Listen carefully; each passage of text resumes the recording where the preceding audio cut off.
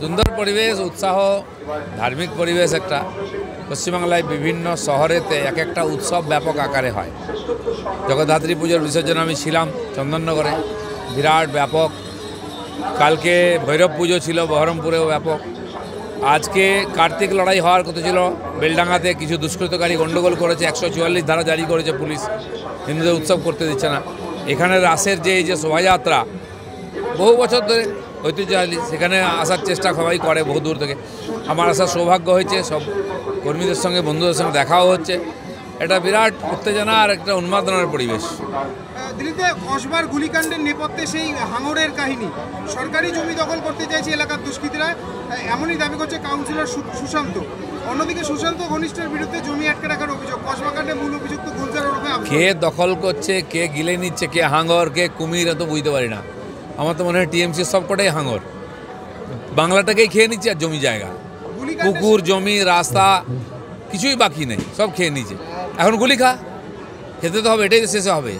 গুলিকাণ্ডে শাসকের নিশানায় পুলিশ, কেন এত বিষয়ে নিষ্ক্রিয় পুলিশ, কি মনে করছে? পুলিশকে গরুর টাকা তুলে দিতে হবে, কয়লার টাকা তুলে দিতে হবে, তারপরে সোনা পাচারের টাকা দিতে হবে, বালির টাকা দিতে হবে। আর কী করবে পুলিশ? ওই করতে গিয়ে তোমাদের পেট পড়তে গিয়ে পুলিশের সময় নেই। পুলিশ তো নেই, সিভিক পুলিশ দিয়ে সব চলছে। এখন পুলিশকে দোষ দিচ্ছেন, যতদিন টাকা দিচ্ছিল ঠিক ছিল। তো মার তো খাবেই তোমরা। পুলিশ তার কাজ বাদ দিয়ে তোমাদের কাটমানি তুলে দিচ্ছে। 2026 বিধানসভা ভোটের আগে বিরোধীদের জানিয়েছেন কল্যাণ বন্দ্যোপাধ্যায়, 26-এর আগে 30টি আসন আসবে না। কি আগে নিজের পার্টির লোকেদের বাঁচাক, মেরে ভূত করে দিয়ে কখন তাকে দিয়ে দেবে বুঝতেই পারবে। এদিকে কান্নাকাটি করছে, এদিকে ড্রামা করছে, কাউন্সিলরকে মেরে রাস্তায় ফেলে দিচ্ছে, এমএলএকে মেরে দিচ্ছে। লজ্জা করে না? গঙ্গায় ডুবে মরা উচিত এদের। কসবা কাণ্ডে সিপিএম এবং বিজেপির হাত রয়েছে অভিযোগ করছে কল্যাণ ব্যানার্জি। হ্যাঁ, স্বপ্ন দেখুক, মা কালীর কাছে প্রার্থনা করুক। কেউ বাঁচাতে পারবে না এদেরকে, ভগবানও বাঁচাতে পারবে না। যদুবংশের মতো নিজেরা মারামারিকে শেষ হবে, সবে শুরু হয়েছে। আক্রান্ত হয়েছে পুলিশ, মালঞ্চের সামনে গন্ডগোল থামা থেকে একাধিক ট্রাফিক পুলিশের এক ইন্সপেক্টর অমিত শাহ আহত হয়েছে। শান্তিপুরের ঘটনা, কি বলবেন এই বিষয়ে? ঠিকই আছে, তো এটাই হওয়ার আছে। পুলিশই দুষ্কৃতকারীদের সঙ্গে হাত মেলাচ্ছে, তাদের বাঁচাবে কে? মুখ্যমন্ত্রী মমতা বন্দ্যোপাধ্যায় প্রশংসা করতে গিয়ে শওকত মোল্লা বলেন, স্বাধীনতার পর আপনারা কখনো দেখেছেন যে আমাদের ঘরের ছেলেরা সিভিক পুলিশে কাজ করছে বা ভিলেজ পুলিশ হয়েছে, কোনো পরীক্ষা না দিয়ে? কি প্রতিক্রিয়া দেবেন? ওদের বাংলার বাইরে যায় না, বাংলার বাইরের রাজ্যগুলোতে যাক। বেয়ারার, পিয়ন, ঝাড়ুদার, সুইপার সব বাঙালি ছেলে।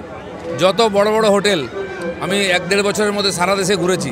হোটেলে গেলে যে আমাকে জল দেবে প্রথম, সে বাঙালি ছেলে।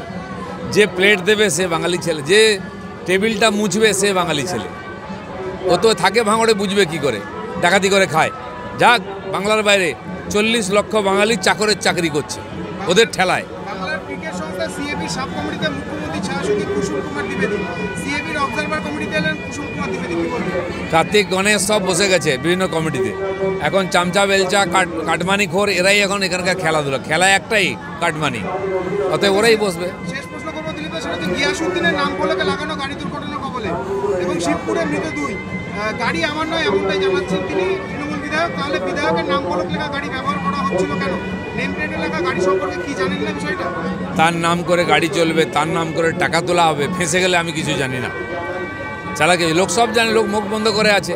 আরজি কর নিয়ে লোকের রাস্তায় নেমে বুঝিয়ে দিয়েছে যে এদের সঙ্গে পাবলিক নাই, এদের বিরুদ্ধে আছে। ইলেকশন এলে সব বুঝে যাবে।